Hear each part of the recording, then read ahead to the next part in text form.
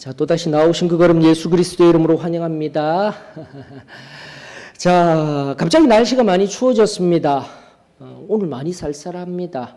그럼에도 불구하고 오늘도 우리 주님이 함께 하시며 우리들 가운데 귀한 그 말씀의 숨결 따스하게 불어넣어 주시는 복된 이 시간이 되어질 줄로 믿습니다. 하나님 말씀에, 그리고 늘 하나님 앞에 나온 존전 앞에 기대감을 가지고 나오는 그것이 은혜의 기초임을 믿습니다. 우리 그렇게 걸어가십시다. 자, 오늘 제가 지금 지난번에도 얘기하고 말씀드린 바가 같이 열왕기하 16장, 17장, 18장. 그런데 이걸 이제 역대하 28장 바라보면서 쭉 흘러가려고 하니까 이게 안 돼요. 왜냐하면 이사야 7장을 넘어서 8장까지도 한꺼번에 이게 봐줘야 되는 것 같더라고요.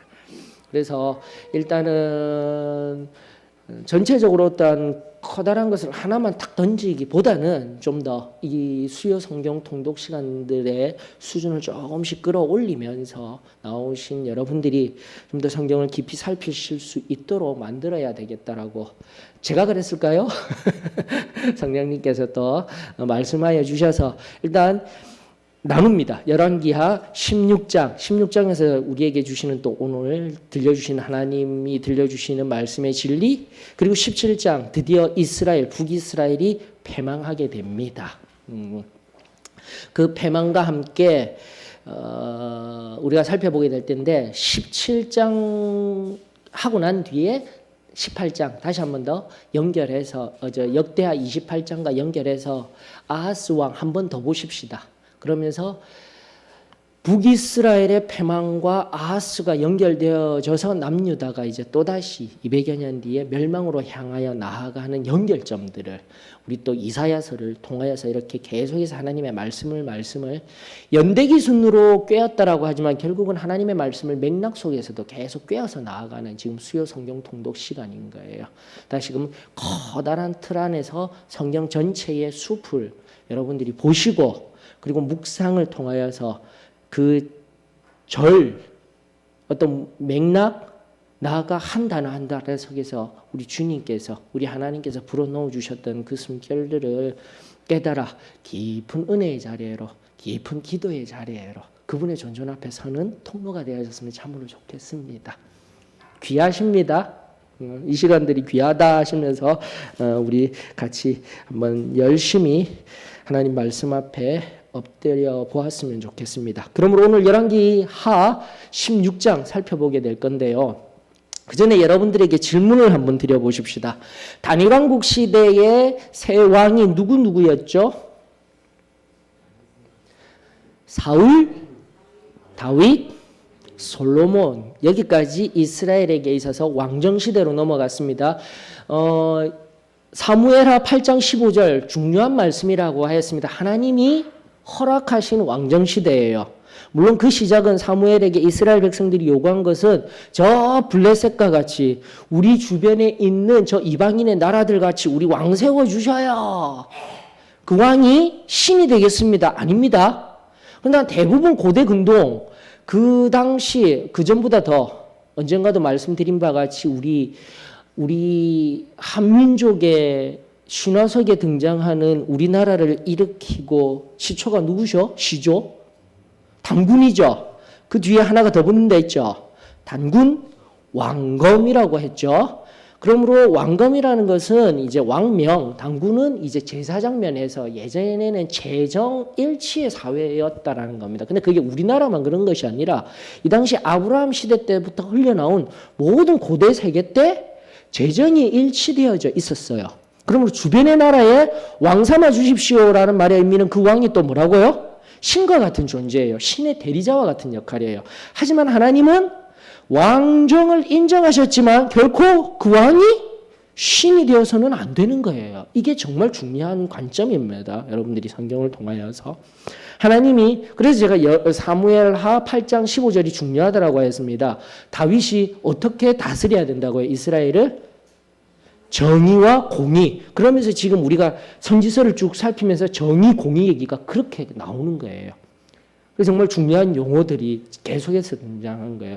여호와께 감사하라면서 선하심과 인자하심, 선하심, 토브 계속해서 강조하고 드리는 겁니다. 이것은 구약에서도 중요한 키워드들, 하나님 말씀의 숨결의 한 단어의 중요한 키워드이지만 신약까지도 넘어와서도 우리들에게 너무나 중요한 거예요. 즉 여러분들은요, 양심을 가지셔야 돼요. 맞습니까? 근데 양심은 일반 계시적인 차원이에요.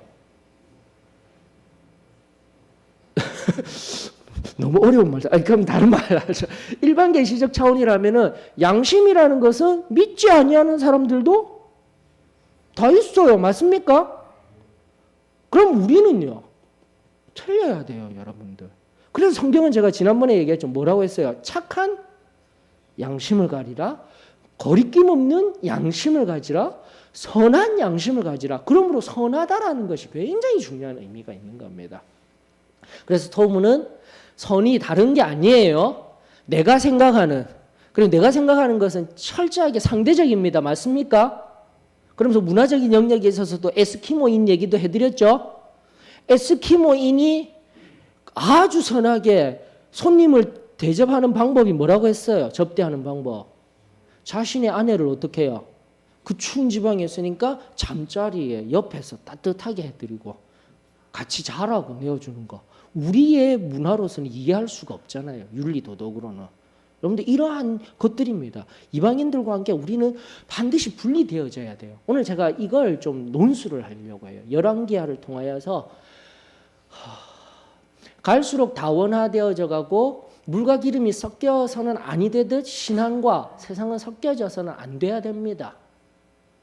특별히 우리 신앙도 마찬가지고요. 근데 이런 것들이 오늘날의 세태 속에 너무 희미해져 가고 있어요. 이런 부분들을 오늘 말씀을 통해서 다시금 점검하고 우리 양심으로 다시 돌아가면 선한 걸 하다가 그만큼 신약 성경의 법에도 여러분들 예수 그리스도를 믿고 난 뒤에 양심을 가지라. 일반 양심이 아니에요.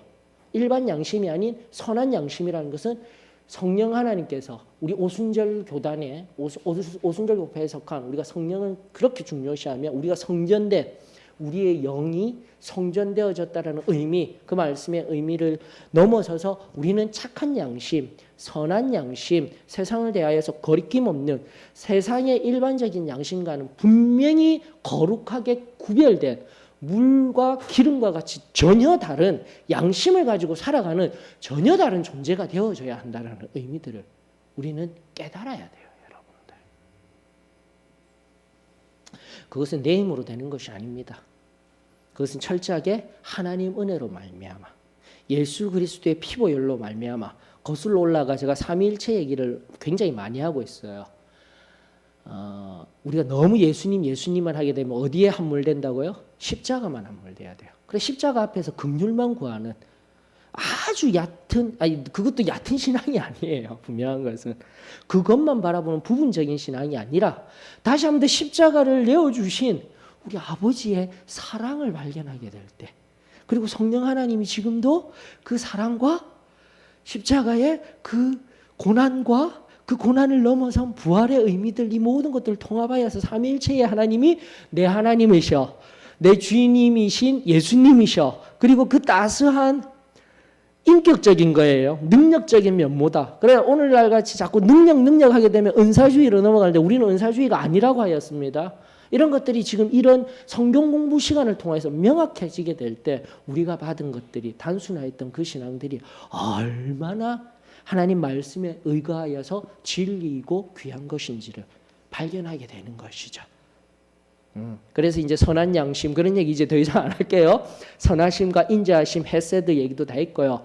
정의, 공의. 그래서 성경에 공의, 정의가 자꾸 이렇게 섞여져서 나오는데 일단은 히브리적인 용어로 ጼ데크, 개별적인 단위의 ጼ데크, 그 또한 하나님의 뜻에 의한 의, 맞습니까? 정의 다 내려드렸어요. 내 의가 아닙니다. 그러므로 철저하게 하나님의 의를 깨달을 수 있는 것은 어디를 기초로요? 하나님의 말씀이 기초가 되어야 됩니다. 하나님의 그 호세아 시대를 통해서 우리 봤잖아요. 그 시대에 하나님의 말씀이 없어서 하나님을 몰라서 그 여로보암 2세 시대, 황금기의 시대 때 그 모든 것들이 없어서 아니에요. 하나님을 안다 하면서도 어떻게 해요? 세상의 편안함들, 우상들을 함께 섬기고 있는 그것이 문제예요. 근데 오늘 그리고 나아가 열왕기하 17장이 그것을 명확하게 얘기하고 있어요. 북이스라엘의 주요 패망 원인 속에요. 명확하게 성경적인 의미들, 갑자기 뭔가 패망하게 된 원인이 아니라 점진적으로 쇠퇴하여지고 점진적으로 죄를 인정하게 되고 하나님을 안다 하면서도 어떻게 해요? 주변에 흙깃들깃하였던 그 모든 것들이 종합하여서 나오게 되는 겁니다. 그러므로 피곤하고 힘들지만 이 수요 성경 통독 시간 정말 귀한 시간들입니다. 말씀을 읽고 또 말씀을 바라보면서 계속해서 우리 깊으신 하나님의 말씀의 진리들이 저와 여러분들의 삶 속에 능력이 되어지고 힘이 되어져서 진정한 참된 승리가 저와 여러분들 삶에 주어지기를 주의 이름으로 축원합니다. 자, 질문 들어갑니다. 자, 앞서 이제 다시 처음 드렸던 질문. 단일 왕국 시대에는 세 왕이에요. 그럼 분열 왕국 시대에는 어떻게 나누어집니까? 북이스라엘과 남유다로 나누어지되 북이스라엘은 10지파가 맞죠? 10지파가 남유다로 하고 있지만 유다 그것도 찢고 볶고 싸웠던 용서해 줌으로 말미암아 맞죠? 사울을 용서해 줌으로 말미암아 그것을 바라본 누가 옆에 다 같이 붙어가요? 베냐민. 예, 이게 역사가 돼야 돼요. 우리 그리스도인의 삶이 돼야 돼요. 저 사람이 어제 나를 죽일 듯이 미워한 사람이지만 내가 용서하는 그 자기 희생적 십자가에 달려 죽는 그 사랑으로 말미암아 오늘날 참된 그리스도인의 화해와 평화를 이루어가는 것이 저와 여러분들의 삶의 한 모습이어야 할 줄로 믿습니다. 정말 중요한 관점이에요. 자, 그러면서 나누어진 르호보암과 여로보암으로 나뉘어진 후에 우리 이제 다시 돌아가서 우리 통합 얘기하면서 단일 왕국 시대 때 북이스라엘은 줄기차게 패망으로 나갔다고 했습니다. 맞습니까? 선한 왕이 하나도 없어요. 쿠데타를 통하여서 그리고 아무렇게나 일으킨 왕조 그 19명의 20명의 왕입니까? 19명의 왕이죠. 남유다가 20명의 왕이고 그 19왕조 동안 19명의 왕이 들어서는가 몇 왕조가 스쳐 지나갔다고요? 9왕조 맞죠? 이거예요. 남유다는 그래도 그나마 그 유다 다윗의 이름으로 끝까지 가는데 한 번 내가 어떠한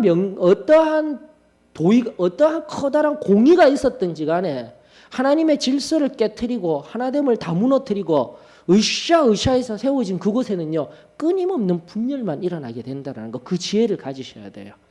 그러면서 지금 있는 자리에서 내가 섬기는 귀한 공동체 위에 방법은 기도하고 순종하면서 또 잘못된 것이 보이면 어떻게 해야 됩니까? 아닙니다라고 합법적인 절차를 통해서 내부 분열을 일으키는 것이 아니라 이런 지혜들을 바로 역사서라는 것은 이스라엘은 좀 우리는 빼버리고 이스라엘의 역사 속에 있었던 세상의 모든 역사 속에 있었던 그 역사를 살핌으로 말미암아 우리에게 주는 귀한 교훈들이에요.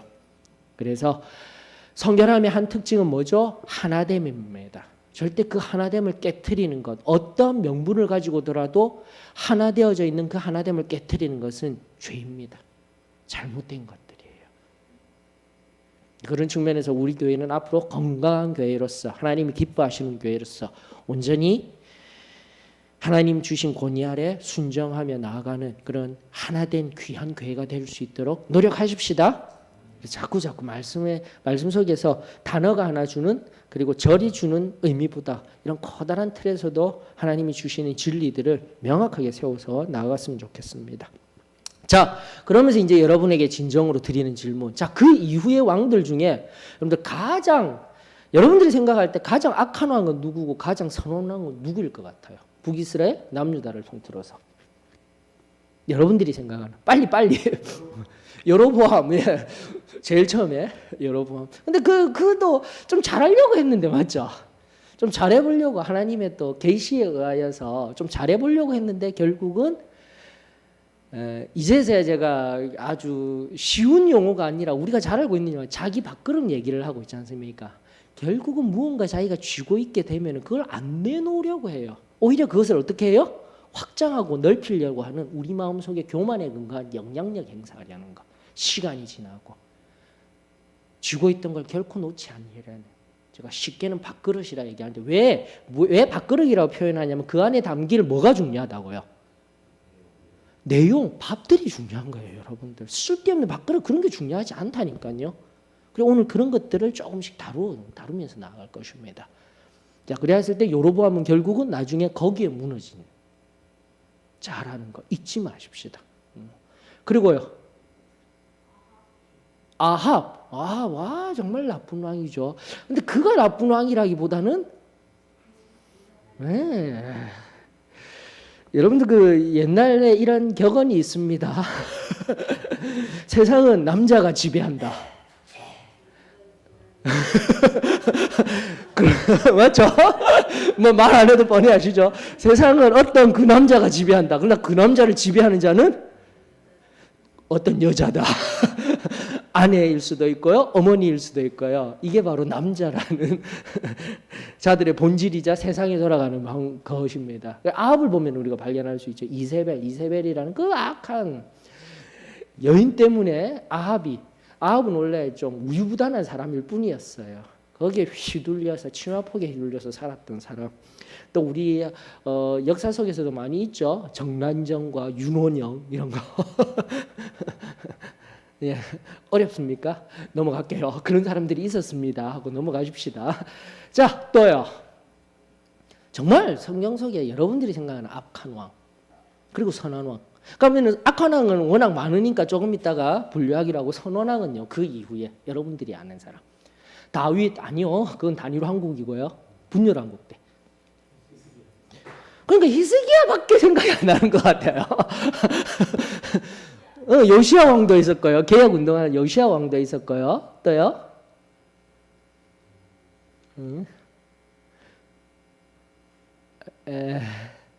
그래요. 뭐 요시야 왕이든 히스기야 왕이든 일단 우리가 잘 아는 사람, 그냥 선왕 왕이라면 히스기야가 있습니다. 히스기야 왕 한번 따로 떼어놔서 내 머릿속에 생각해 보는 겁니다. 자, 그럼 악한 왕은요? 아합은 제가 또 얘기해 드렸고, 또 다른 악한 왕. 목사님이 오늘 왜 저러시지? 시작을. 제가 그 질문을 듣고 싶었단 말이에요.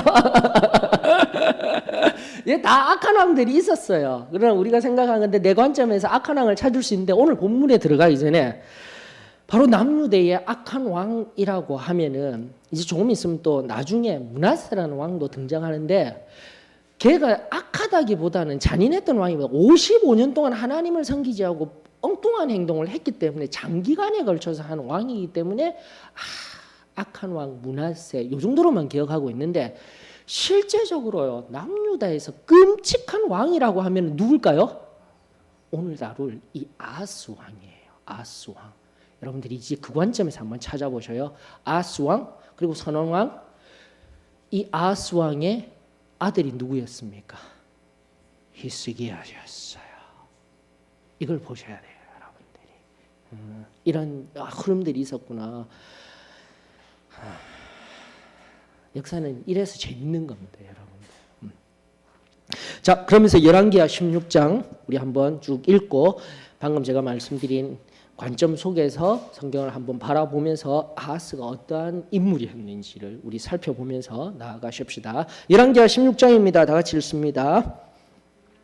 르말리아의 아들 베가 제17년에 유다의 왕 요담의 아들 아하스가 왕이 되니, 아하스가 왕이 될 때에 나이가 20세라 예루살렘에서 16년간 다스렸으나 그의 조상 다윗과 같지 아니하여 그의 하나님 여호와께서 보시기에 정직히 행하지 아니하고 이스라엘의 여러 왕의 길로 행하며 또 여호와께서 이스라엘 자손 앞에서 쫓아내신 이방 사람의 가증한 일을 따라 자기 아들을 불 가운데로 지나가게 하며 또 산당들과 작은 산 위와 모든 푸른 나무 아래에서 제사를 드리며 분향하였더라. 이때에 아람의 왕 르신과 이스라엘의 왕 르말리아의 아들 베가가 예루살렘에 올라와서 싸우려 하여 아하스를 애워쌌으나 능히 이기지 못하리라. 당시에 아람의 왕 르신이 엘랏을 회복하여 아람에 돌리고 유다 사람을 엘랏에서 쫓아내었고 아람 사람이 엘랏에 이르러 거기에 거주하여 오늘까지 이르렀더라. 아하스가 아수르 왕 디글라 빌레셀에게 사자를 보내 이르되 나는 왕의 신복이요 왕의 아들이라. 이제 아람 왕과 이스라엘 왕이 나를 치니 청하건대 올라와 그 손에서 나를 구원하소서 하고 아하스가 여호와의 성전과 왕궁 곳간에 있는 은금을 내어다가 아수르 왕에게 예물로 보냈더니 아수르 왕이 그 청을 듣고 곧 올라와서 다메섹을 쳐서 점령하여 그 백성을 사로잡아 기르로 옮기고 또 르신을 죽였더라. 아하스 왕이 아수르의 왕 디글랏 빌레셀을 만나러 다메섹에 갔다가 거기 있는 제단을 보고 아하스 왕이 그 제단의 모든 구조와 제도의 양식을 그려 제사장 우리야에게 보냈더니 아하스 왕이 다메섹에서 돌아오기 전에 제사장 우리야가 아하스 왕이 다메섹에서 보낸 대로 모두 행하여 제사장 우리야가 제단을 만든지라. 왕이 다메섹에서 돌아와 제단을 보고 제단 앞에 나아가 그 위에 제사를 드리되 자기의 번제물과 소제물을 불사르고 또 전제물을 붓고 순제 짐승의 피를 제단에 뿌리고 또 여호와의 앞 곧 성전 앞에 있던 놋제단을 새 제단과 여호와의 성전 사이에서 옮겼다가 그 제단 북쪽에 그것을 두니라. 아하스 왕이 제사장 우리야에게 명령하여 이르되 아침 번제물과 저녁 소제물과 왕의 번제물과 그 소제물과 모든 국민의 번제물과 그 소제물과 전제물을 다 이 큰 제단 위에 불사르고 또 번제물의 피와 다른 제물의 피를 다 그 위에 뿌리라. 오직 놋제단은 내가 주께 여쭐 일에만 쓰게 하라 하매 제사장 우리야가 아하스 왕의 모든 명령대로 행하였더라. 아하스 왕이 물두멍 받침의 옆판을 떼내고 물두멍을 그 자리에서 옮기고 또 놋바다를 놋소 위에 내려다가 돌판 위에 그것을 두며 또 안식일에 쓰기 위하여 성전에 건축한 낭실과 왕이 밖에서 들어가는 낭실을 아수르 왕을 두려워하여 여호와의 성전에 옮겨 세웠더라. 아하스가 유다 왕 역대 지략에 기록되지 아니하였느냐. 아하스가 그의 조상들과 함께 잠에 다윗성에 그 열조와 함께 장사되고 그의 아들 히스기야가 대신하여 왕이 되니라. 자, 늘 하던 것과 같이 말씀 보다가 이게 무슨 뜻입니까? 아니면 이런 것이 있었군요. 있으면 나누어 주십시오.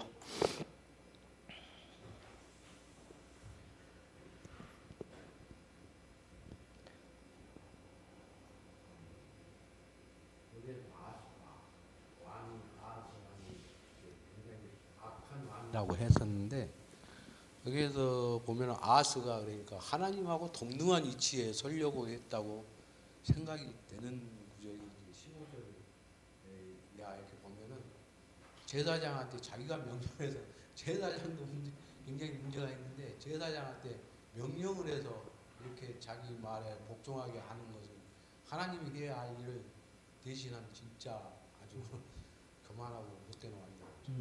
네, 그렇습니다. 지금 계속해서 지금도 말씀 속에서 잘 발견하셨어요. 여러분들 지금 이제 우리 저녁 예배 시간에 강의하고 있는 말씀이 뭐죠? 사무엘상이죠. 근데 이미요 왕정을 시작하자마자 다윗 왕을 통해서 다윗 왕의 부분적이지만 하나님의 정의와 공의가 흘러가는 것을 알고 있지 않습니까? 결과론적으로 우리가 말씀을 알기 때문에. 그러나 사울 왕 때부터 이미 사울 왕이 왜 하나님 앞에서 버림받았습니까? 이 질문을 받게 되면 여러분들은 어떠한 대답을 가지고 계십니까? 잠시만요. 자, 우리 저 뒤에 있는 우리 젊은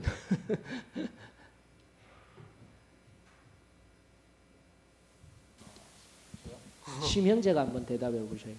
사울 왕이 처음에 왕이 될 때는 겸손함을 겸비하고 있었는데 점차 그 겸손함이 없어지고 질투에 눈이 멀어서 하나님의 뜻대로 한 게 아니라 자기 뜻대로 자기 뜻대로 겸손함을 놓쳐버리고 자기 뜻대로 하면 다른 말로 하면 교만하고 거만해져서 자신 마음대로 하려고 있기 때문에. 또요? 또 다른 분들은요? 김희선 자매님이 한번 또 제사장의 역할을 이제 충실하신 대답이에요. 지금 강의하고 있는 걸 잘 들으시고 계시다라는 겁니다. 이게 핵심이에요. 여러분들이 지금도 이제 보이시죠? 하나님이 왕을 세우신 목적은 다시 한번 더 왕은 뭐 하라고요? 사무엘하 8장 15절의 핵심은 뭐예요? 그래요. 정의와 하나님의 정의 째데크와 뭐예요? 공의를 물같이 하수와 같이 흘려보내는 거예요. 그러면서 이 공의를 흘려보내면서 백성을 다스리되 어떻게 외부로부터의 보호라든지 공격이라든지 이런 이거 글을 잘 적으라고 했는데 죄송합니다. 이거 여기까지는 괜찮으시죠? 이렇게 돼야 되는데 그러면서 하나님께서 세계 기름 부음 받은 자 메시아 히브리어 메시아 그 다음에 헬라어 크리스토스 예수 그리스도 하면서 그리스도는 이름이 아니라고 했습니다. 예수님의 이름은 예수가 이름이에요.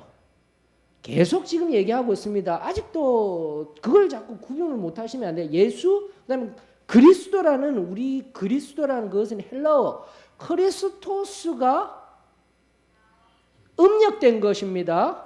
맞습니까? 음력되었기 때문에 그 의미는 왕과 제사장과 선지자에게 기름을 부어 세운 것을 통합한 분이시다 이 얘기예요. 그럼 그 전에는 어떻게 되어 있다고? 철저하게 분리되어져 있다. 이걸 보셔야 돼요. 이 관점을 가지셔야 돼요. 전통적인 구속사의 입장에서 하나님의 말씀을 발견할 때 항상 이 관점을 가지세요. 잘 보셨어요. 원래는 겸손하였던 왕이 교만하였습니다 하면은 이 문제를 이 커다란 것들을 넘어서서 하나하나 부분적으로는 맞아요. 하나하나 찾아가면서 틀린 답이 아닙니다. 그렇지만 제가 이야기하고 있는 답은 바로 그거예요. 지금도 우리 사무엘하 14장과 15장은 바로 14장 제사장의 자리를 차지하려는 맞죠? 사울 제사장은 뭐 하는 사람입니까? 제사장은 제가 제일 처음에 이런 시간 시작할 때 어떻게 해요? 사람에게 사람의 죄라든지 여러 가지 사람이 드려야 할 것들을 누구에게요? 하나님께 올려드리는 사람. 쉽게 생각하라고 했잖아요. 제사장. 그 다음에 선지자는요. 거꾸로 생각하면 되잖아요. 맞죠? 하나님의 이야기를 어떻게 하는 사람요? 인간에게 전하는 사람은 철저하게 분리되어져 있는 거예요. 여러분들. 이 정도로만 해도 충분해요. 즉 선지자는 자기 이야기를 하는 것이 아니라 하나님의 이야기, 하나님 당신의 뜻을 나타내기 때문에 왕이 되어서 제사장 앞에서도 무릎 꿇어야 되는 게 뭐예요? 왕인 거예요. 맞습니까? 그리고 무릎 꿇어서 겸손함으로 어떻게 해야 돼요? 하나님 앞에 예배드려야 되는 거예요. 항상 이것을 견지해야 돼요. 작은 예수가 되었다 이러니까 나는 무릎 안 꿇어도 돼? 이거 큰일 나는 거예요. 항상 이러한 균형 있는 신앙의 자리에 있어야 돼요. 작은 예수와 같은 삶을 살아간다. 왕입니다. 제사장입니다. 선지자의 기능을 감당해야 됩니다. 하지만은 또 그 부분이 가지고 있는 내가 하여야 할 신앙함의 의무들도 여러분들이 아시고 계셔야 되는 거예요. 그래야 제가 앞서도 우리 심영재가 잘 이야기한 교만 그리고 원죄적인 그 성품인 그 교만의 씨앗이 시작하여서 어떻게 점점 더 간다고 했죠? 교만이 나오면 허영 허세가 드러납니다. 이것도 제가 7대 대제약 얘기하면서 계속해서 강조하고 있는 것들입니다. 교회사가. 그래서 우리가 성경을 할 때 성경을 해석하고 성경을 바르게 바라보는 것도 필요하고요. 또 이 성경에서 끄집어 올려진 신은 어떠한 분이신가? 하나님은 어떠한 분이신가? 예수님은 어떠한 분이신가? 성경 속에 말하는 인간은 무엇인가? 또 이것들을 조합하여서 무엇으로 인해서 하나님과 인간이 분리되어졌는지 죄에 관한 얘기도 알아야 되고요. 이 죄로 화목해 하신 그리고 그 영광을 나타내고 있는 교회는 어떠한 것인가? 이런 걸 자꾸 끄집어내서 알아야 되는 거예요. 큰 틀에서는 성경도 알아야 되고 두 번째로 말씀드린 교리도 알아야 되는 거예요. 여러분들. 그리고 세 번째 알아야 되는 게 역사인 거예요. 역사 안에서 우리 교회가 어떠한 역사성 속에 서 있으며 예수님 이후로 아무런 역사 없이 갑자기 사도의 신앙교회가 불쑥 올라온 게 아니다라는 거예요. 그러면서 가장 전통적인 자리에서 우리가 서왔다라는 것을 또 깨달아 나가는 거예요, 여러분들. 그러면서 교회의 전통 속에서 어떠한 말들을 하고 있으며 어떠한 이야기를 하고 있는지 우리가 또 우리 자신을 점검해 볼 수도 있어야 된다는 거죠, 여러분들.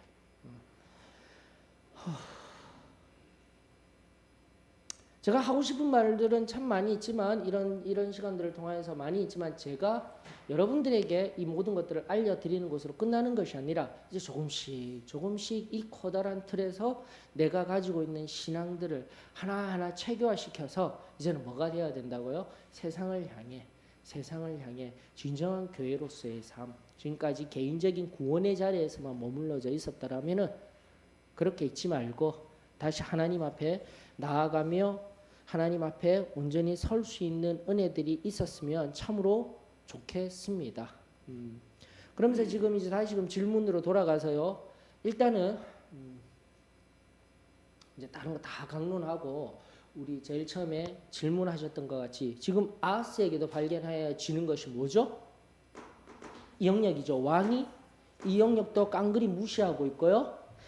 왜 이 영역 없을 것 같죠? 바로 이사야 7장을 통해서 이사야 선지자의 말씀도 깡그리 무시하며 여러분들이 그토록 유명한 이사야 7장 14절의 말씀이 바로 이 배경 속에서 등장하게 되는 겁니다. 그냥 보라 뭐 새싹이 날 것이며 새순이 날 임마누엘이라 하리라 이런 말만 뭐 나왔다 그 한 절만 아는 것이 아니라 이런 배경을 알면서 나오게 되는 말씀 이 속에서 어떻게 나왔는지 하나님이 바로 이러한 악한 왕 지금도 우리가 정의해야 될 이 악한 왕의 상태 속에서 하나님이 인류에게 주신 세상에 죽을 수밖에 없는 이런 처참한 절대악의 죄된 상황에서 유일한 희망이신 예수 그리스도의 예언의 말씀을 주신 그 장을 또 살피면서 은혜가 되어져야죠. 성경을 하나하나 바르게 살피면 한다. 그래 일단 다 내려놓고 다시 한 번 더 16장에 있는 등장하는 바로 이 아하스는 잘 말씀하신 대로 제사장 다시 한 번 더 합니다. 사울로부터 시작되어진 거기서부터 어그러진 그러나 다윗에게는 완전히 회복되어졌다가 그 분열 왕국 이후로부터 끊임없이 이 문제인 거예요.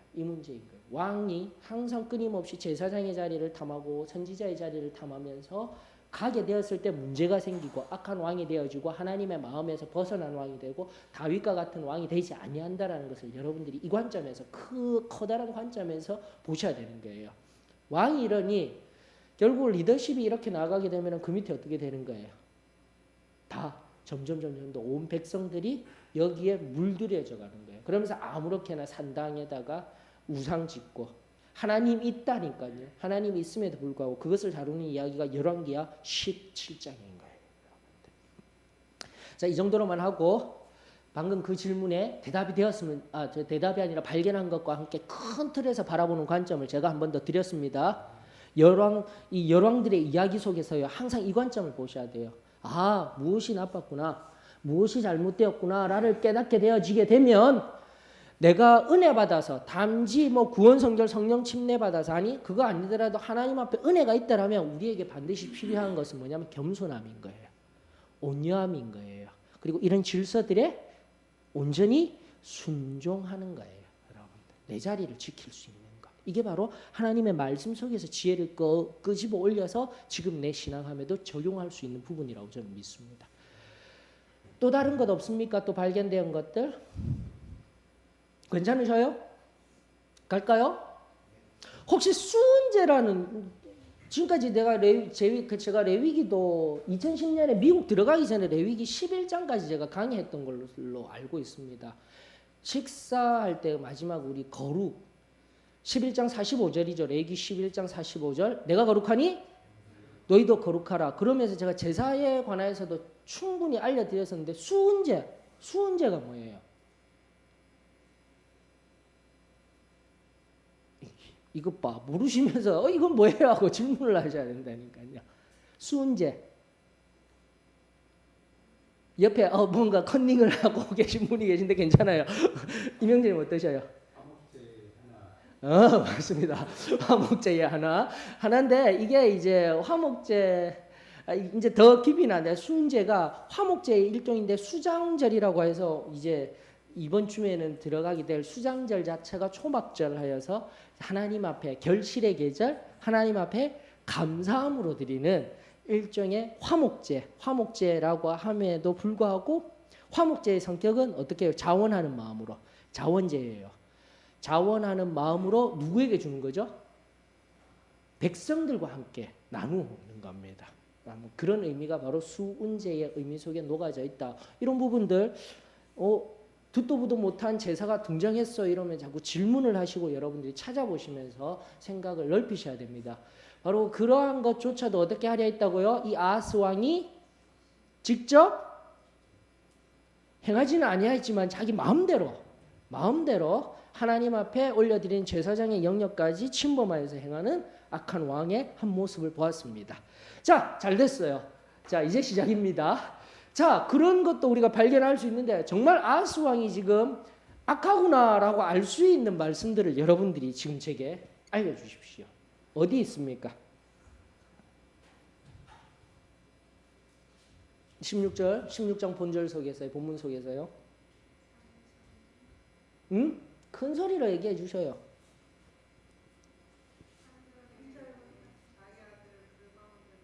우와, 맞죠?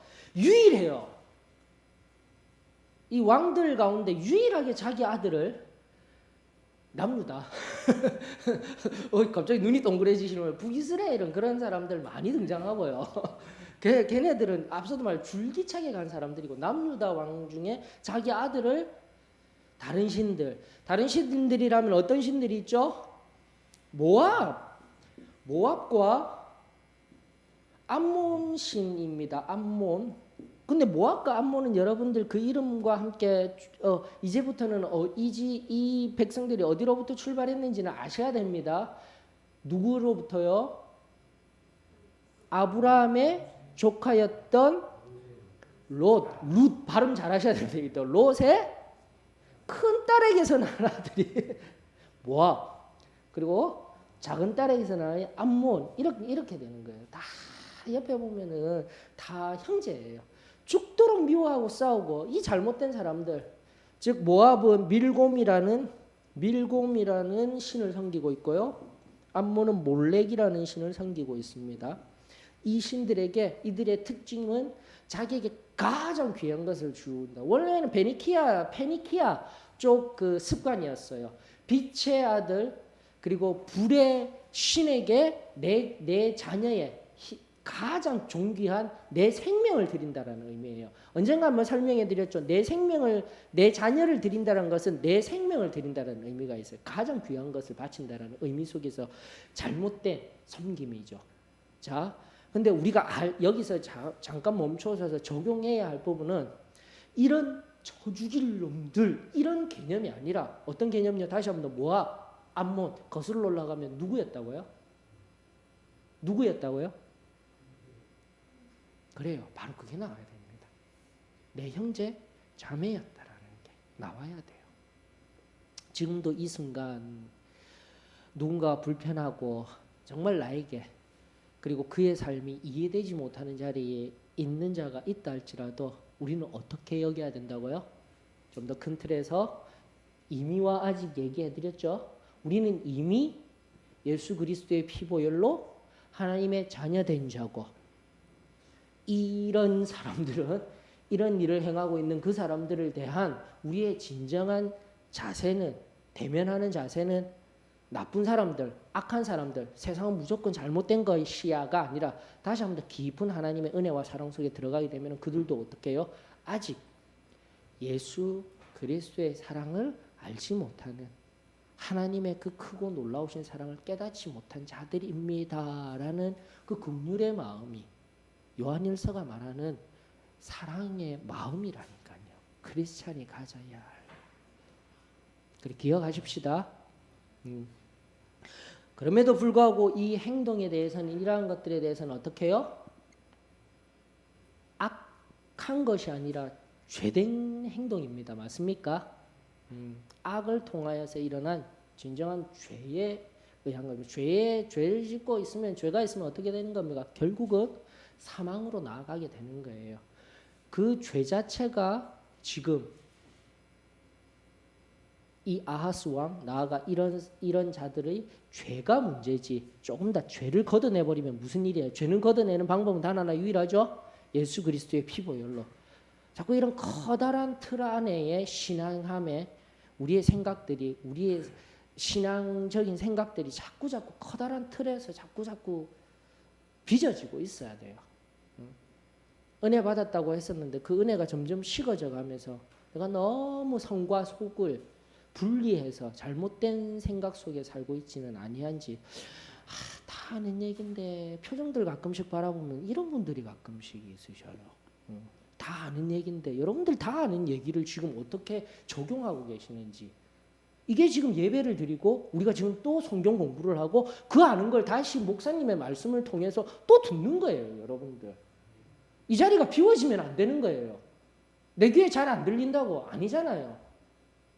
믿음은 들음에서 나며 그 들음은 하나님의 말씀. 왜 거기까지 가야 되는? 믿음은 들음에서 나는데 잘 안 들리고 하니까 괜찮아요. 그게 아니라 우리가 철저하게 지금 하나님 말씀 안에서 바른 것들을 만들어 나가야 되죠. 또요 끔찍한 것들. 10절부터 아하스 왕이 아수르 다니스 가가지고 그 제단 산당을 제사장을 무시하고 또 그대로 유다 돌아와가지고 그대로 산당을 거기서 제사를 지내고. 그러니까 이게 왜 나쁜 거죠?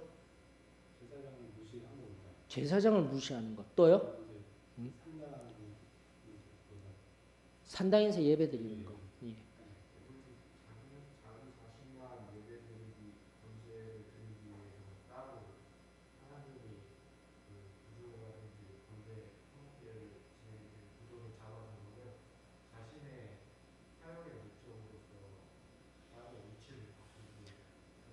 예. 쉽게 생각하시면 됩니다. 10절 이하의 것들은 단 하나로 딱 요약하면 되는 겁니다.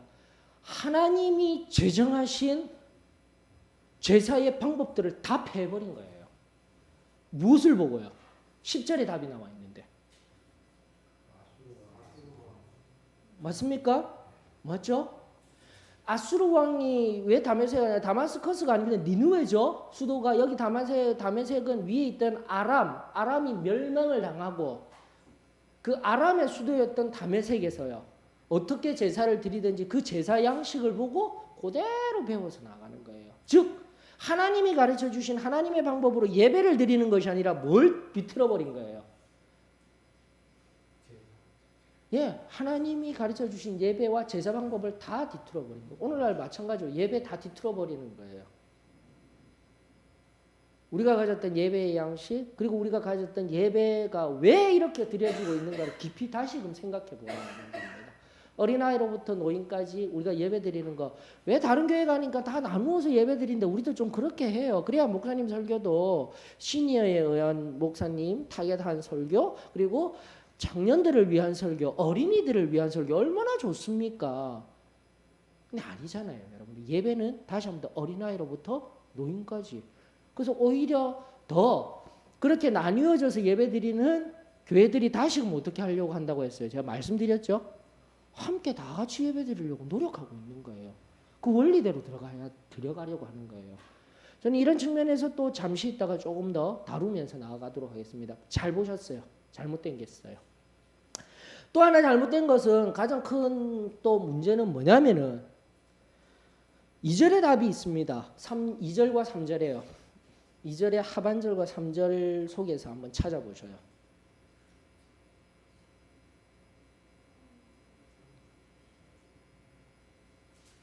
유비되는 게 있죠. 다윗 맞습니까? 그리고 또 뭘 했다고요, 그러면요? 다윗에 행하지 않아 정직하지 않게 하였지만은 다윗의 길을 행하지 않은 걸 뭐라고 3절 상반절에 이야기하고 있습니까? 이스라엘 이스라엘의 예, 맞아요. 다윗 왕과 이스라엘 왕들 누구를 선택하였다라는 겁니까? 왜 이게 핵심이에요. 여러분들 성경에 유다 왕들 중에서 좀 나쁜 왕들이 몇 사람 등장하게 되지만 딱 두 사람에게만 이 용어를 이야기하고 있습니다. 굉장히 중요해요. 열왕기하 8장 18절 보셔요. 이것과 옆에다가 이렇게 기록해 두셔요. 열왕기하 8장 18절을 찾으신 분들이 먼저 읽어 주셔요. 누가 이스라엘 왕들의 길을 가서 아합의 집과 같이 하였으니 이는 아합의 딸이 그의 아내가 되었습니다. 누가 여호와 보시기에 악을 행하였으나 맞죠? 뭐라고 되어 있습니까? 열왕기하 8장 18절에 이스라엘 왕들의 길을 따라가서 맞죠? 딱 두 왕이에요. 남유다에. 그만큼 지금 여호람과 누구요? 오늘 배우고 있는 아하스 왕은 더 나갔고요. 지금 여호람 왕보다 더 나갔고요. 자, 지금 이제 하나의 중요한 원리들을 끄집어 올립니다. 성경적인 교훈을 끄집어 올립니다. 여러분들 바로 여호람 왕이 또 18절에 누군가와 결혼을 했다라고 되어 있네요. 아합의 딸 맞죠? 아합이 나쁘다. 북이스라엘의 왕 아합의 딸 누굽니까? 그래요. 우리 지난번에 오면서 얘가 바로 그 유명한 아달랴입니다. 열왕기하 11장에서 자기 아들 그러니까 손자죠. 손자들을 멸절시키나요.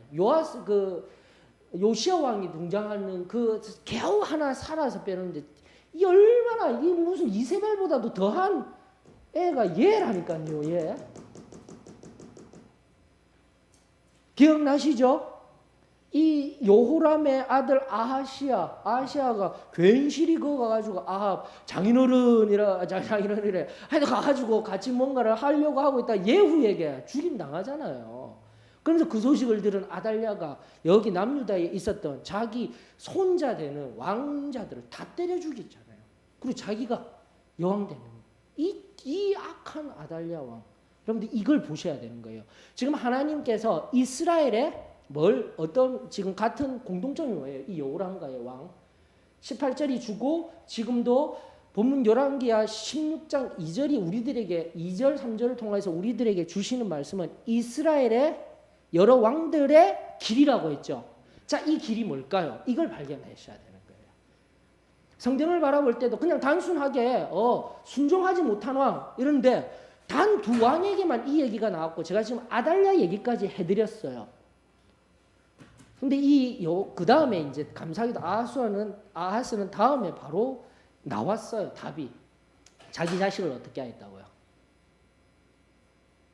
제물로 불태워드린 거예요. 여기서 원리가 등장합니다. 여기서 남유다에서 이스라엘 왕들의 길을 따라갔다고 이야기한 두 왕의 특징은 뭐냐면은 이제 이 여호람 왕은 결국 아달랴라는 여인과 함께 결혼하여서 후세에 일어난 일이지만은 아주 중요한 첫 번째 중요한 교훈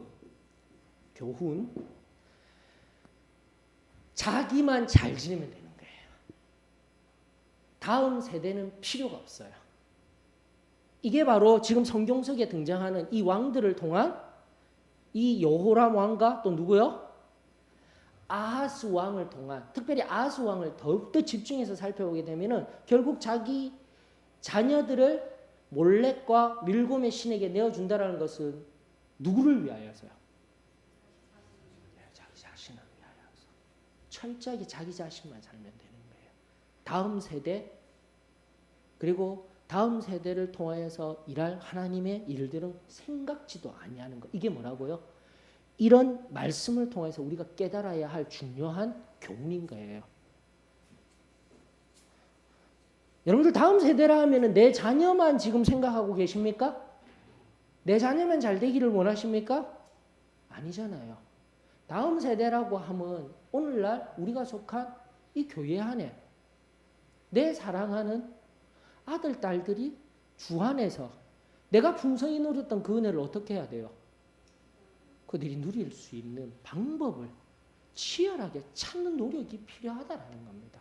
만약 그 노력이 없게 되면 무슨 일이 일어나게 된다라는 거예요. 내 자녀 세대에 끔찍한 일들이 어떤 일들이 일어나게 될지 모른다라는 겁니다. 지금도 어쩌면 우리는 우리의 자녀들 이미 하나님 말씀으로 그리고 나아가 좀 더 근본적인 입장을 가지십시다. 우리 아이들에게 구원과 성결과 성령 침례를 받아야 한다라는 그 체험적인 신앙을 가르치지 못함으로 우리의 자녀들이 지금 어떠한 자리에 서 있는지를 알아야 되는 거예요. 우리는 그것이 진리다라고 그 진리를 통해서 받아서 풍성히 누렸는데 우리의 자녀들에게는 얼마만큼 내가 그것을 전하고 있으며 알려주고 있습니까? 엎드릴 수 있겠죠. 끄집어 올려야 되는 겁니다, 여러분들. 지금 내가 우리 자녀들을 향해서 가만히 있으면은 결국은 우리 자녀들을 멸망의 자리로 내버려 두는 자리에 있습니다. 이런 고백들이 나와야 되는 거예요. 그래서 우리 내년부터라도 이제 5단계 전략에서 어떻게 한다고 했죠? 구제와 성교를 간다라는 것은 제가 지금까지 전도에 그냥 전도를 한다라는 의미를 관계적 전도라고 얘기를 드리고 있습니다.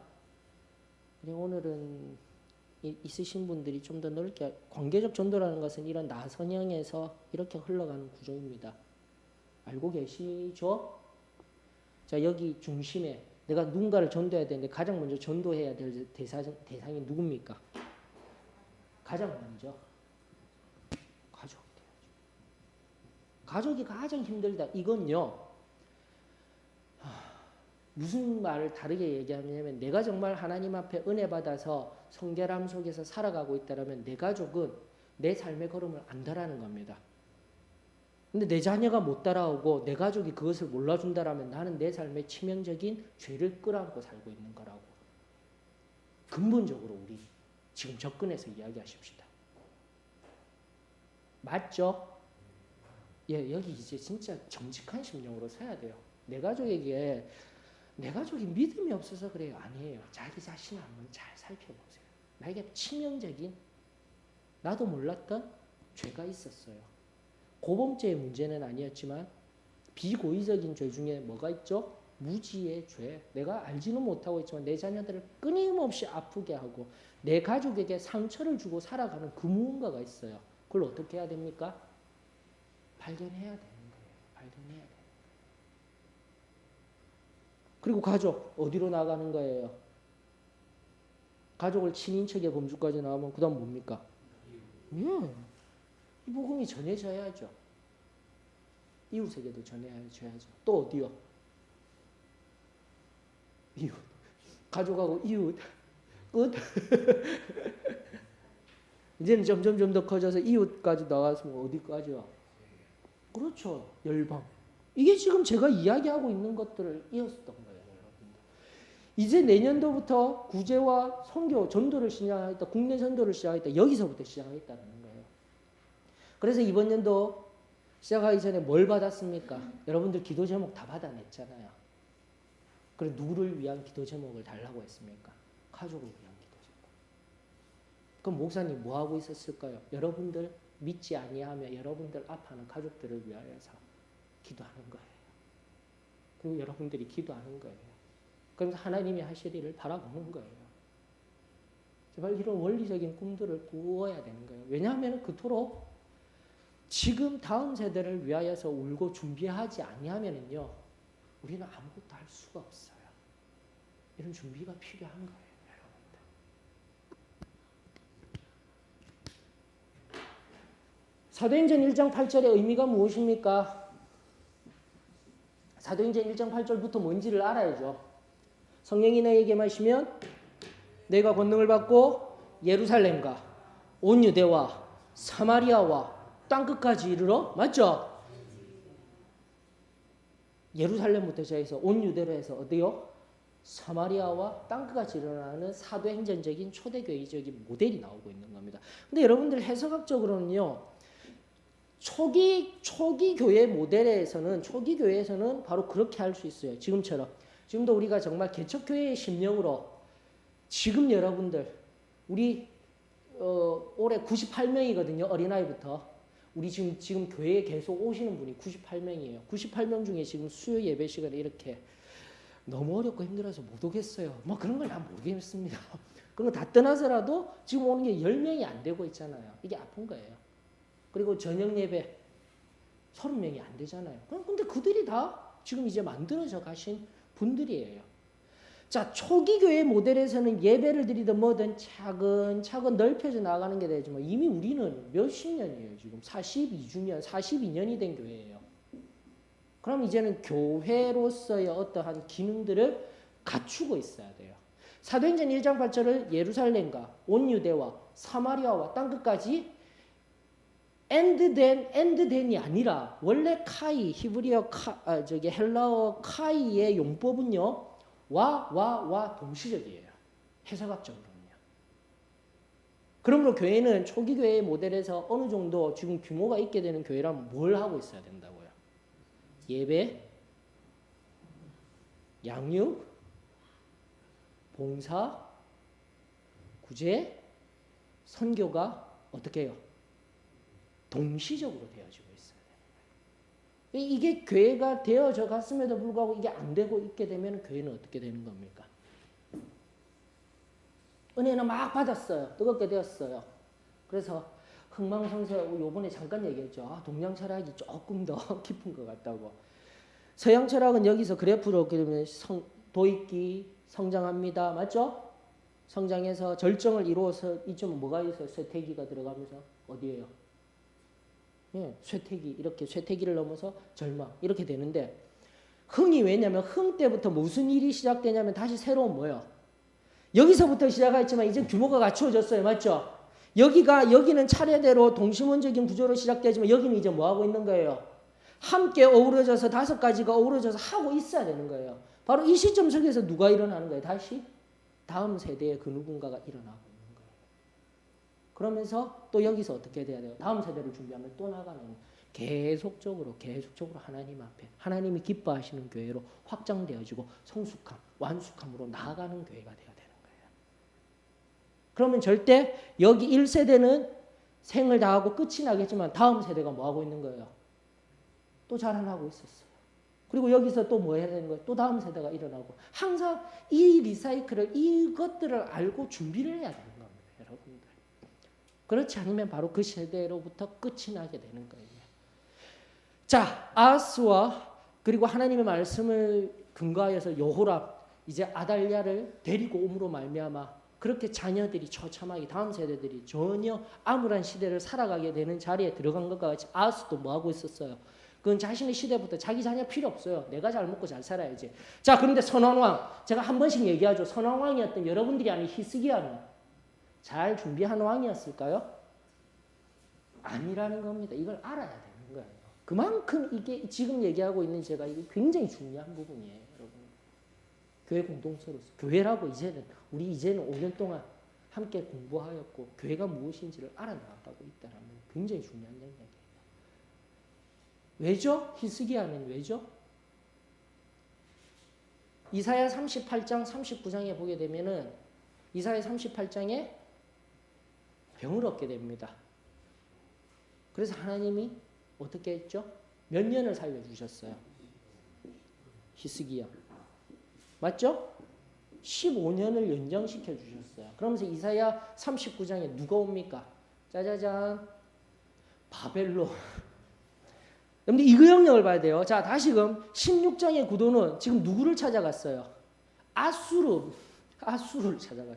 우리에게 멸망당할 막 못살게 굴 그 녀석들만 자꾸 찾아가요. 좀 괜찮아졌다 싶으면 뭐가 좀 높아졌다 싶으면 사람을 의지하고 세상을 의지하고 그건 조금 다른 제가 또 용어로서 설명드릴게요. 히스기야 15년이었어. 맞습니까? 그래서 살았더니만은 교만해져서 바벨론에게 되어졌더만 나중에 보면 결국 바벨론들이 와가 다 들고 가잖아요. 이사야가 그 얘기했잖아요. 39장 9절입니까? 마지막 말씀에 보게 되면은 한번 보셔요. 히스기야의 마음이 등장합니다. 히스기야가 선한 왕이었다라고만 생각했지 그 말년에 15년 살아서 그가 무슨 삶을 살았는지를 이야기해주는 말씀에는 우리는 무감각한 거예요. 39장 마지막 말씀 뭐라고 되어 있습니까? 히스기야가 이사야에게 이르되 당신이 이르는 바 여호와의 말씀이 좋으리라 하고 또 이르되 내 생전에는 평안과 견고함이 있을거라 하니라. 맞죠? 이거 끔찍한 용어 아닙니까? 맞죠? 그래 바벨론이 와가지고 뭐 했냐고 하니까 내탕과하고 다 보여주는데 이 어떻게 그럴 수가 있냐고 그 이방인들에게 어떻게 이렇게 할 수가 있냐고 책망하고 반드시 이로 인하여서 그거 다 들고 가겠습니다. 그러니까 히스기야 말. 그럼 또 어떻게 해야 돼요? 예 맞죠. 앞전에처럼 자기가 육신이 아플 때는 뭐 했어요? 면벽의 시간을 가졌잖아요. 하나님 어떻게 이러실 수가 있습니까? 내가 하나님 앞에 눈물로 그 전날 누간네살이가 쳐들어오고 아수르가 쳐들어왔을 때 내가 눈물로 기도하여서 이 유대를 살려주시고 지금도 눈물로 기도하여서 저를 살려주셨다라면은 이 이야기가 들었으면 또 뭐 해야 돼요? 기도해야 되는데 살았어. 내 때에만 안 되면 괜찮습니다. 이 얘기인 거예요 지금. 그랬더니 그 다음에 누가 등장하는 거예요? 므낫세가 몇 살 때 등극하게 되었을까요?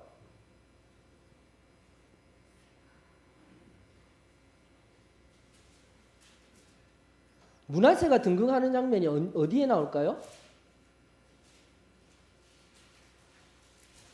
성경을 빨리 좀 돌려보셔요. 21장 1절에 등장합니다. 므낫세가 몇 살 때요? 어때요? 므낫세 앞서도 말씀드린 55년 동안 이스라엘을 완전히 55년 동안 취하면서 완전히 수렁텅이로 몰아넣어버리는 거예요. 준비 안 시켰더니. 언제 이 므낫세 12살이면은 언제 낳은 아들이에요? 그 전날 막 기도하는 모습 보여주고 기도하면서 눈물로 기도하던 그때 얻은 아들입니까? 15년 동안 살았다니까요. 맞죠? 그러면 답 나오잖아요. 바로 그 마음. 휴 살았다. 내 때는 괜찮아요. 내 때는 괜찮아요. 내 다음 자녀 뭐 어떻든 상관없어요. 그 이후에 낳은 아들이 누구라고요? 므낫세예요. 여러분들 이게 역사입니다. 이게 역사인 거예요. 다시 한번 더 아무런 준비 없이 그리고 하나님 앞에 역사성을 가지지 아니하고 내가 죽을 때까지 내 때에만 평안하면 돼.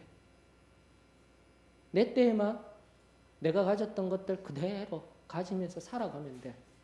큰일 나는 겁니다. 여러분. 그러므로 다음 세대를 위하여서요. 근본적으로 소망교회 아니 사도신앙교회는 돌아가야 됩니다.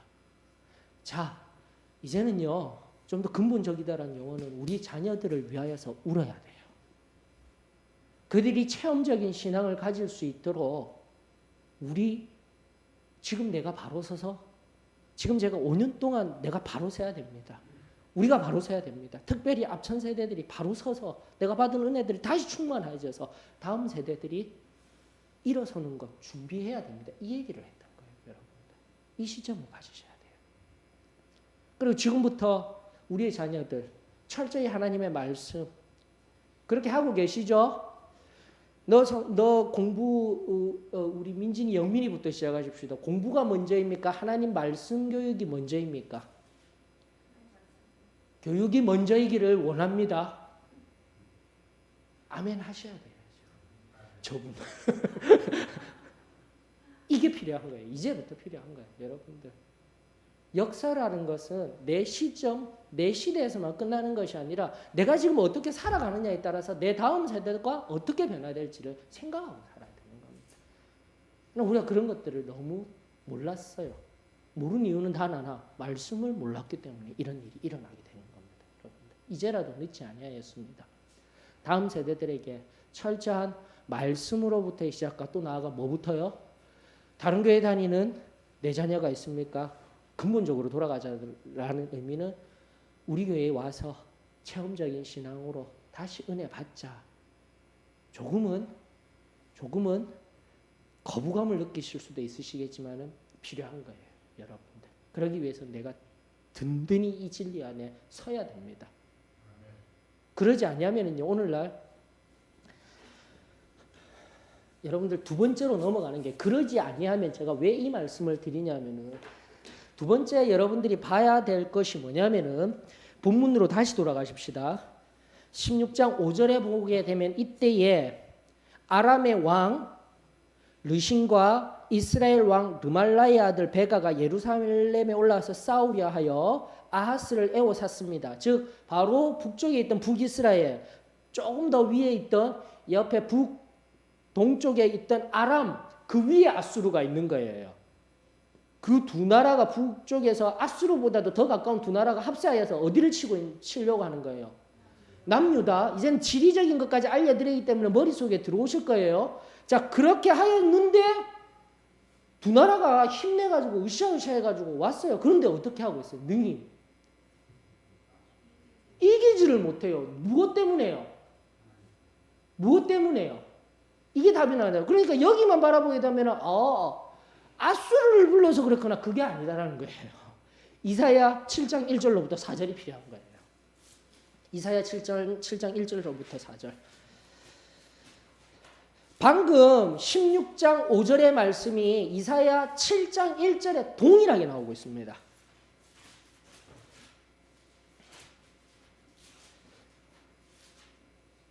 자, 7장 1절로부터 누가 큰 소리로 읽어주셔요. 4절까지. 우시아의 전자요 요담의 아들인 유다의 아하스 왕 때 아람의 르신 왕과 르말리아의 아들 이스라엘 베가 왕이 올라와서 예루살렘을 쳤으나 능히 맞죠? 똑같죠? 맞습니까? 그럼 제가 읽습니다. 어떤 사람이 다윗의 집에 알려 이르되 아람이 에브라임과 동맹하였다 하였으므로 왕의 마음과 그의 백성의 마음속에 숲에 바람이 흔들린 같이 흔들렸더라. 두렵고 떨렸다라는 거예요. 지금 이제는 다 멸망당하게 되었구나. 그만큼 위험한 상황이에요. 그런데 그때 누가요? 여호와께서 이사야에게 이르시되 너와 내 아들 스알야숲은 윗모수도 끝 세탁자의 밭 큰 길로 나가서 아하스를 만나 그에게 이르기를 너는 상감에 조용하라. 르신과 아람과 르말리아의 아들이 심히 노할지라도 이들은 연기나는 두 무지깽이 그루터기에 불과하니 두려워하지 말며 낙심하지 말라. 스알야숲이라는 아들을 데리고 가면 이 아들이 결코 넘어지지 아니하고 연약한 아들 같지만 이 다음 세대 다시 살 것이다라고 약속해 주시는 거예요. 하나님이 일하시는 겁니다, 여러분들. 다시 한 번 더 다음 세대를 내가 하는 게 아니에요. 이런 말씀의 흐름들을 보셔야 돼요. 다시 한 번 더 요람 그리고 아달랴에 의한 좀 시간이 지난 시점에서의 다음 세대들이 철저히 무너지는 거 봤지만 방금 보셨죠? 아하스 자신의 아들들 아무렇게나 내어주었어요. 그리고 히스기야조차도 어떻게 했다고요? 내 때만 편하면 된다고. 맞죠? 그러나 이 이사야는요. 이사야를 통해서 내가 하나님의 말씀을 증거하러 왔습니다. 아니라 그 아들을 딱 데리고 와서 뭘 하는 거예요? 7장 14절 그 유명한 말씀. 바로 이 아들을 통하여서 이런 아들들이 이 다음 세대들이 강력하게 서서 일하게 될 것입니다. 스알야숲을 통해서 첫 번째 해석은 히스기야라는 그 다음 아들이 일어서게 될 것입니다. 아멘인 거예요. 그러나 궁극적으로는 누가 등장하게 된다고요? 예수 그리스도께서 오셔서 모든 죄를 멸절시켜 버리시겠다는 약속을 주시는 놀라운 말씀인 겁니다. 다음 세대가 그토록 중요한 거예요. 내 때는 연약하였으며 내 때는 힘이 들었지만은 하나님 말씀 안에서 다시금 내 자녀들이 은혜 받고 우리 제일 처음으로 돌아가서 우리는 잘 안 되고 있지만은 이 자녀들에게 다시금 우리 가장 근본적으로 돌아가서 선교사님이 주셨던 그 사랑을 이 자녀들에게 주게 되면 이 자녀들은 변할 줄로 저는 믿습니다. 돌아가야 돼요. 다시금 새로워져야 돼요. 가만히 있으면서 내 때 아유 힘들어서요. 다 아는데요. 잘 안 돼요. 그렇게 포기하면은 그건 내가 나를 바라보면서 이 아하스와 같이 히스기야와 같이 사는 것뿐이지 우리는 하나님을 신뢰하는 삶이 아닌 거예요. 세상이 무엇을 한다 할지라도 세상이 어떠한다 할지라도 하나님 앞에 다시금 우리가 받은 뚜렷한 그 성결함 속에서 다시금 세워져서 하나님의 뜻을 이루며 나아가는 저희들이 되었으면 참으로 좋겠습니다. 좀 근본적으로 가야 돼요. 근본적으로. 그러나 이 아하스 왕은 어떻게 하였죠? 이 말씀에 약속의 말씀을 들었음에도 불구하고 뭘 했다라는 거예요. 아수르에게 쫓아간 거예요. 왕성한 그들의 그리고 나아가 그 예배들 다 받아들이고 우리 교회처럼 가면 안 돼. 이 마지막 때에 우리처럼 좁은 길 살라 하고 거룩하라 하면은 누가 들어? 지금 이거 우리의 생각이잖아요. 그리고 제일 처음에 은혜 받았다는 분들 알게 모르게 우리 자녀들 그냥 다른 교회에서도 잘 생활하고 있는데요. 뭘 이거 버려야 돼요. 깨트려야 돼요. 다시금 새롭게 해야 돼요. 우리 자녀들이 다시금 이 재단 안에서 일어설 수 있도록 우리가 이 재단에서 주신 진리가 무엇인지를 우리가 증거해내야죠. 그리고 그들을 세워야죠. 제가 조금 근본적으로 이야기하고 있지만은 내가 그렇게 해서 살았다라면 내 자녀들에게도 그렇게 전해야 되며 다른 교회와 같이 넓은 길 가자. 여기서 뭐 다른 교회 자꾸 안 좋은 것만 얘기하시는데 안 좋은 것만 얘기하는 것이 아니라 제가 속이 뒤집어지더라고요. 요즘 뉴스를 보다가.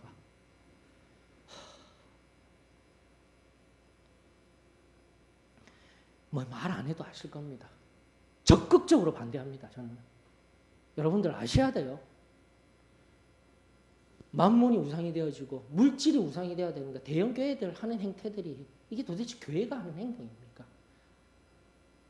교회 법으로도 금지한 것을 아무렇게나 자기들 마음대로 해서 세습하고 아니 도대체 그 자녀가 정말 하나님의 자녀로 하면 꼭 이 교회만 해야 되나요? 근데 저는 이해가 안 돼요. 이해가 안 돼요. 문제는 대다수가 침묵을 하고 다니는 청년 하나만 얘기하는 얘기가 여기까지만 하십시다. 우리도 함부로 얘기하지 말고. 그러나 제 목회자인 저로서는 진짜 답답한 거예요. 답답한 거예요. 그러므로 다른 교회 커다랗고 대형 교회, 우리 대형 교회 되기를 원하십니까? 아니죠. 양쪽으로 많은 사람들이 모이는 걸 원하십니까? 아니죠.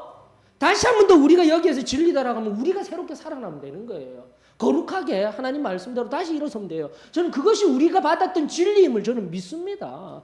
우리 그렇게 일어나자고요. 다른 교회가 어떻네? 이 마지막 때 풍전등화의 자리에서 우리 진리가 느리네. 저는 이런 관점에서 다른 교회 얘기하지. 지금도 개혁 실천 운동하고 하시는 그 또 소수의 무리들 하나님께서 내려두신 거룩한 씨앗들이 있잖아요. 그들에게만 맡길 거예요? 아니요.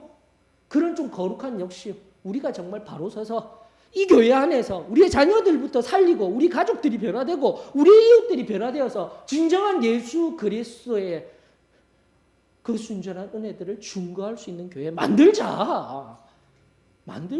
그 성령의 역사가 일어나기를 주의 이름으로 축원합니다. 그래서 나 갔더니 거기 다마스커스 갔더니 우와 저 재단 진짜 멋져 보이네. 예배 다 바꾸는 거예요. 요즘과 같이 우와 현대식 예배 멋져 보이네. 다 바꾸는 거예요. 어떤 원리였는지 말씀의 원리였는지 그런 건 없고 다 바꿨다가 그래서 진리 하나 끄집어올리자면 윌로우 크릭 교회 시카고 윌로우 크릭 교회 아시죠? 그 빌 하이벨스 목사님이 지금 은퇴하셨는지 제가 모르겠습니다. 자기 사역 다 뒤돌아보면서 우리는 뭐라고 했어요? 우리 목회는 부분적으로 실패했다 했잖아요. 왜요? 바로 그거. 너무 예배를 구두자 중심으로 물론 그들을 섬기고자 하는 마음으로 구두자 중심으로 했는데 거룩은 다 빠져버리고 시간의 흐름 속에서 얕은 신앙인들을 키워냈다. 그게 바로 빌 하이벨스 목사님을 위주로 한 자신의 사역을 뒤돌아보았을 때 그들이 내린 결론이었다니까요. 여러분들. 그런데 다시금 구도자 예배, 현대 예배 이런 것들로 다시 나아갈 겁니까? 아니에요. 전통이 힘들고 좁은 길이 힘들고 거룩이 힘들다 할지라도 하나님 말씀에 근거하여서 우리가 진정으로 이 은혜 안에서 우리가 진리를 발견하였으며 그 은혜가 뜨거웠다면 사실은 지금 현재 성소에서 뜨거워지고 성령의 능력 받아서 그 거룩함의 능력으로 세상 한가운데 작지만 진정한 소금의 역할을 감내하며 나가는 교회가 되어지기를 주의 이름으로 축원합니다. 오늘 바로 이 열왕기하 16장을 통하여서 진정으로 중요한 것이 무엇인지 다시금 정리하십시오. 첫 번째, 다음 세대를 위하여 지금은 내가 가진 것들을 내려놓아야 합니다. 내 배가 편안하면 안 되는 거예요. 내가 가지고 있던 걸 내어주더라도 다음 세대들이 살 수 있는 방법들, 다음 세대들이 일어서는 방법론에 대해서 우리는 치열하게 고민하고 엎드려서 기도하며 가족부터 시작하십시다. 두 번째는요, 교회론을 바꾸면 안 되는 거예요.